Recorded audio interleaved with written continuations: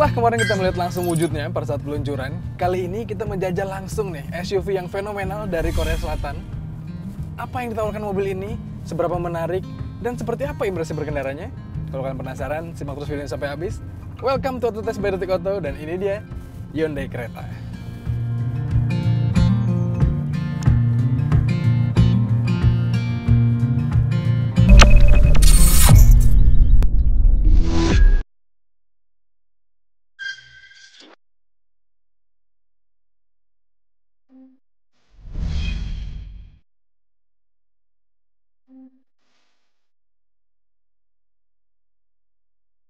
Kita bahas lebih lanjut soal mobil ini. Kalian perlu tahu dulu kalau kereta ini dijual dalam banyak sekali versi, banyak trim teman-teman. Harganya cukup menarik dan cukup bersaing ketat dibandingkan rival-rivalnya, yaitu Honda HR-V ataupun Mazda CX-3.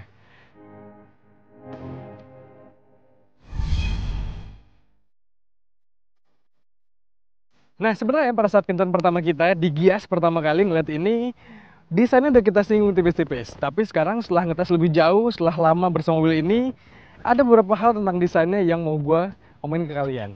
Dari depan dulu teman-teman, tampak depannya memang sangat futuristis gitu, sangat modern dengan gaya bahasa desain Hyundai kekinian, grillnya besar, dan ini dikasih warna grill yang gelap gitu, cakep banget ya. Dan dikasih lampu DRL 3 buah di sini nih, ikonik banget, berkarakter. Lampu utamanya disimpan di sini. Dari depan mungkin adalah salah satu bagian yang paling gue suka dari mobil ini. Beralih ke samping teman-teman, kita bisa lihat kalau dimensi mobil ini tuh mirip-mirip dengan rival sekelasnya Honda HR-V ataupun Mazda CX-3. Tapi kereta ini adalah yang paling panjang, yang paling lebar, dan juga yang paling tinggi. Sementara untuk wheelbase-nya, jarak sumbu rodanya ini persis dengan Honda HR-V. Nah, kereta juga teman-teman di kelasnya punya ground clearance yang paling tinggi, yaitu 200 mm. Jadi harusnya kalau kita pakai di jalan yang entah berantah bentukannya atau jalannya lumayan semi-semi off-road, mobil ini harusnya lebih capable. Dari samping secara desain sih ya nggak semanis depannya lah teman-teman. Nah, kalau kita lihat rodanya teman-teman, dia pakai pelek ring 17, ini two-tone dan dibalut dengan ban ukuran 215 profil 60. Bannya lumayan besar, tapi kayaknya kalau diganti ring 18, kalau kalian mau modif-modif, ini bakal lebih tampak maco gitu ya. Kita nanti belakangnya. Ini adalah bagian yang menurut gue paling lama untuk gue sesuaikan apakah gue suka atau enggak ke mobil ini. Rasanya setelah pakai lumayan panjang nih, ya pelan-pelan jatuh cinta lah. Tapi pertama kali ngeliat memang belakangnya ini unik banget dan out of the box. Model stop lampnya kayak gini teman-teman, ketutupan gini ya. Tapi dari belakang ya subjektif lah ya, kalian suka apa enggak nih. Kalau kita intip bagian belakangnya, pastinya kita ngomongin akomodasinya. Pembukaan bagasinya masih belum electric power tailgate, masih pakai otot biasa walaupun dibantu dengan pegas gini ya. Tapi untuk bagasinya teman-teman, ini adalah yang lumayan paling besar di kelasnya teman-teman, dan bisa muat banyak sekali di sini. Apalagi dia nggak dikasih semacam sekat gitu ya. Jadi kalau kita mau bawa barang atau koper dari atas sini yang besar, tinggal tarik aja, nggak pakai nyangkut-nyangkut di sini. Nah, tapi yang mengganggu bagi gue adalah di belakang sini teman-teman, mekanisme pembukaan jok belakangnya ini masih pakai model tuas kayak gini nih, old school banget, dan rasanya agak kagok gitu ya ngeliat mobil sekarang masih pakai kayak gitu. Walaupun kalau udah dibuka ini jadinya rata lantai dan juga akomodasi makin bisa besar lagi. Di bawah sini teman-teman ada spare tire yang full size ukurannya, dan juga di belakang detailnya ada subwoofer dari Bose.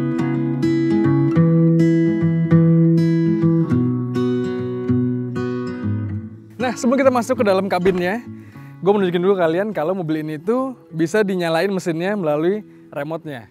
Tapi kalau kalian nggak mau pakai remote-nya, ada juga fitur Hyundai Blue Link namanya. Jadi di situ bisa dinyalain, bisa ngecek segala macam lah. Sekarang karena kita lagi megang remote-nya, tinggal kita nyalain aja dari remote-nya ya. Tinggal di hold,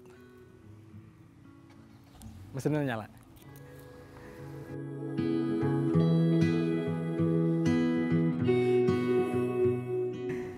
Kayak yang pernah gue singgung di Gias juga teman-teman, posisi duduk di belakangnya lumayan nyaman. Di depan adalah posisi mengemudi gue, dan masih ada sisa legroom yang lumayan banyak, 4 jari kurang lebih.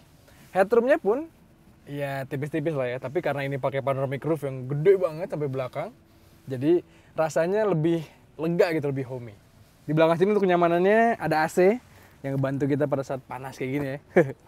Ada port USB, ada kompartemen penyimpanan, ada juga seat pocket di sini, terus banyak kompartemen penyimpanan lainnya seperti cup holder. Ada armrest juga, jadi makin nyaman di belakang sini.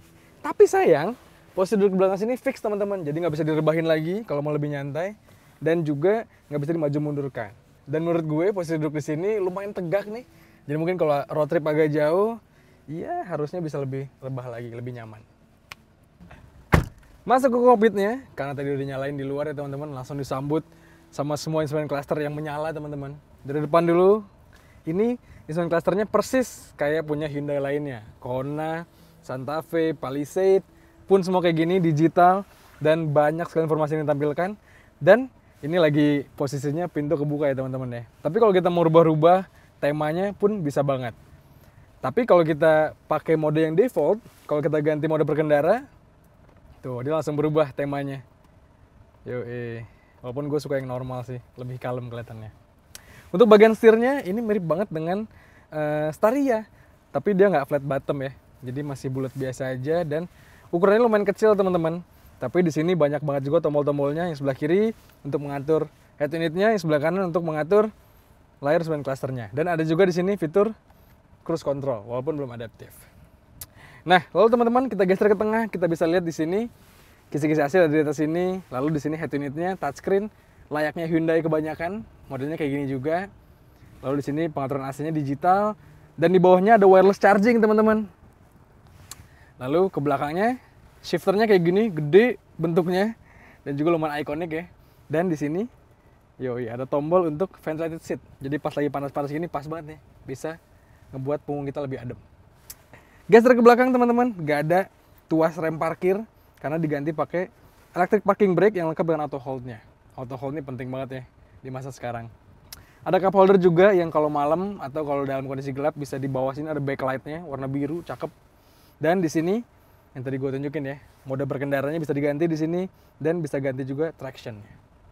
Secara umum di bagian depan sini ada satu hal yang agak gue sayangkan teman-teman. Mobil ini harganya lumayan mahal ya untuk di kelasnya, bahkan ini tipe yang lumayan tinggi, tapi aura interiornya masih kelihatan lumayan old school lah dibandingkan dengan Santa Fe, dibandingkan dengan Staria yang pernah kita lihat.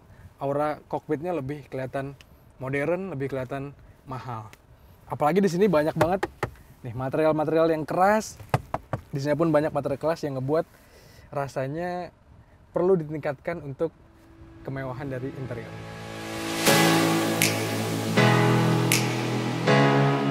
Nah teman-teman, sebelum kita jalan-jalan dan gua kasih tau impresi berkendara kayak apa, di sini ada dua tombol yang rasanya vital nih teman-teman. Ada tombol SOS dan tombol Blue Link. Jadi kalau kita kenapa-napa di jalan, tinggal kita pencet aja. Dan call centernya Hyundai akan langsung menghubungi kita lewat telepon yang kita sambungkan dengan Blue Link-nya. Jadi lumayan oke fiturnya, lumayan baik lah dibanding kompetitornya. Dan fitur ini kayaknya bermanfaat nih kalau kita lagi road trip kayak gini. Oke, kalau gitu, yuk kita jalan-jalan pakai Hyundai Creta.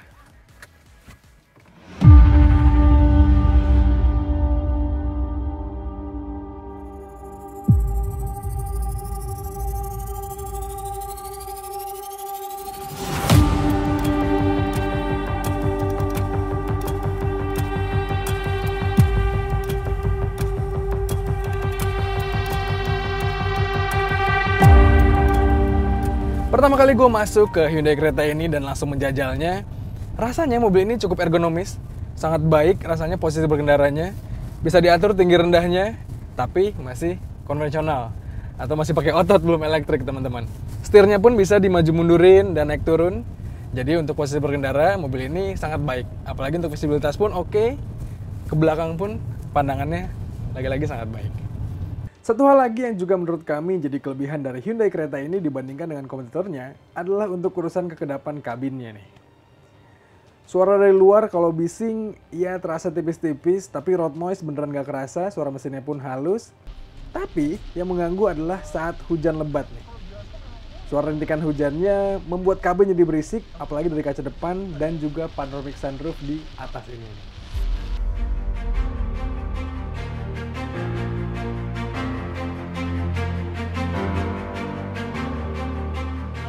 Lanjut teman-teman, kita bedah mesinnya. Hyundai Creta ini pakai mesin bensin yang mesinnya adalah mesin Smartstream Gamma generasi kedua yang sama persis dengan Kia Sonet. Mesinnya itu diklaim punya tenaga sebesar 115 PS dan juga torsi 143,8 Nm. Memang di kelasnya mesinnya ini bukan yang paling bertenaga karena lebih bertenaga HR-V 1.5 tapi lebih bertenaga dibandingkan Mazda CX-3. Untuk urusan torsi, ya dia pun bukan yang terbaik di kelasnya. Tapi teman-teman, figur tenaganya itu yang dikawinkan dengan transmisi Intelligent VT atau IVT rasanya sangat menarik nih. Transmisinya sangat baik bekerjanya, nggak seperti CVT kebanyakan, sangat responsif, dan asiknya lagi dia dibekali dengan pedal shift. Jadi walaupun ini virtual ya teman-teman gearnya, tapi rasanya rasanya seperti bukan virtual, jadi memberikan sensasi yang asik. Penyaluran tenaganya pun terasa linear teman-teman, dari tarikan bawah menengah ke atasnya cukup bertenaga, dan yang asiknya lagi mesinnya ini tergolong efisien. Kita tes untuk rute luar kota atau rute tol teman-teman. Tadi dari kantor kita menuju ke Purwakarta sini dengan jarak kurang lebih 77 km. Mobil ini di MID-nya tercatat konsumsi bahan bakar rata-ratanya ada di angka 20 km per liter. Wow, itu sih angka yang sangat baik mengingat mobil ini nggak ringan bobotnya. Dan juga mobil ini adalah sebuah SUV ya, tapi angka segitu sangatlah baik menurut kami.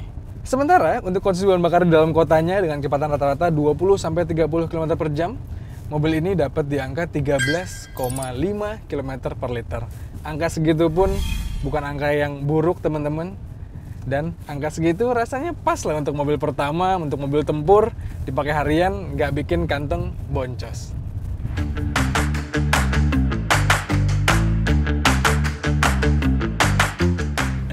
Lanjut teman-teman, kita bahas handlingnya. Mobil ini, yang tadi gue bilang, dimensinya nggak terlalu besar teman-teman. Cukup compact untuk kelasnya. Walaupun lebih besar dibandingkan HR-V ataupun Mazda CX-3, tapi pengendaliannya sangat-sangat tidak intimidatif. Rasanya pas untuk dipakai harian, dipakai di perkotaan, yang padat gitu ya. Mobil ini rasanya cukup bisa selap-selip, ataupun kita nyari parkir di tempat yang padat pun rasanya nggak masalah. Sayang, Hyundai nggak membekali mobil ini dengan around view monitor atau kamera 360. Dia hanya memberikan kamera belakang teman-teman. Jadi kalau kita merayap di parkiran atau kira-kira lagi nyari spot parkir gitu ya, rasanya memang agak kurang bisa mandiri jadinya. Harus dibantu sama jasa tukang parkir. Tapi it's okay teman-teman. Lalu mobil ini juga dipakai muter balik, turning radiusnya lumayan besar teman-teman. Jadi kalau kita pakai di jalan padat untuk muter balik pun rasanya nggak terlalu menyulitkan. Handling yang baik tadi juga ditunjang dengan keergonomisannya, visibilitas yang baik, dan juga banyak fitur-fitur yang membuat kita semakin merasa aman, semakin merasa nyaman membawa mobil ini.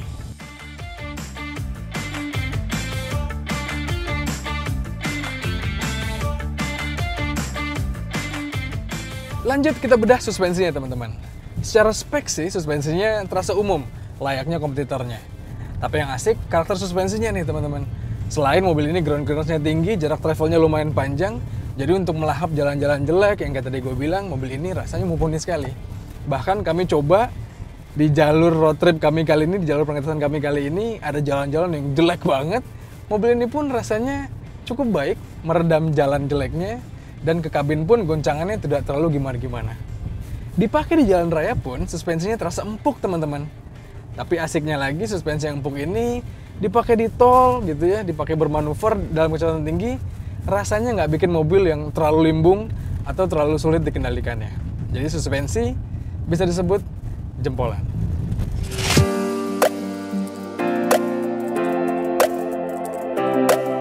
Lalu teman-teman, untuk urusan fitur, walaupun tadi sempat kita bahas juga fitur-fitur yang ada di mobil ini yang kelihatan ya, tapi fitur yang nggak kelihatannya adalah fitur penunjang keselamatan berkendara.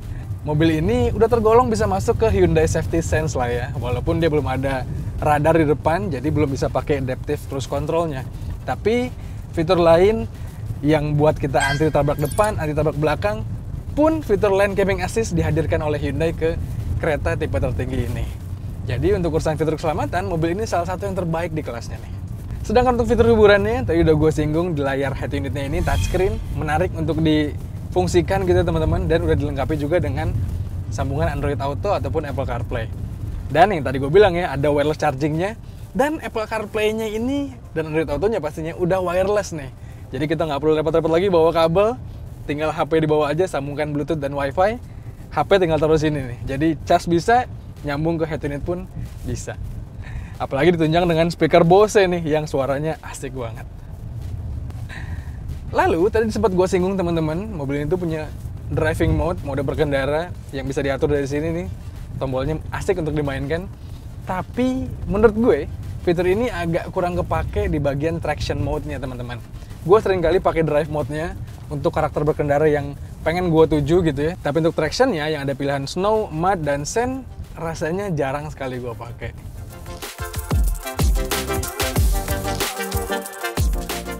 Perlu diingat, fitur-fitur yang tadi gue sebutin semua itu hanya tersedia di kereta tipe tertinggi. Pastinya nggak semua fitur yang tadi itu hadir juga di kereta tipe paling rendah ataupun tipe menengah.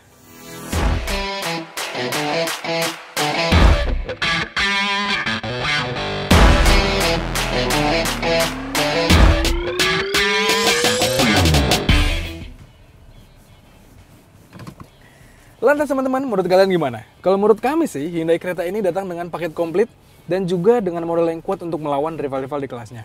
Mobil ini hadir dengan mesin yang bertenaga, dengan handling dan suspensi yang jempolan, dan juga dengan desain yang menawarkan sesuatu yang baru di kelasnya.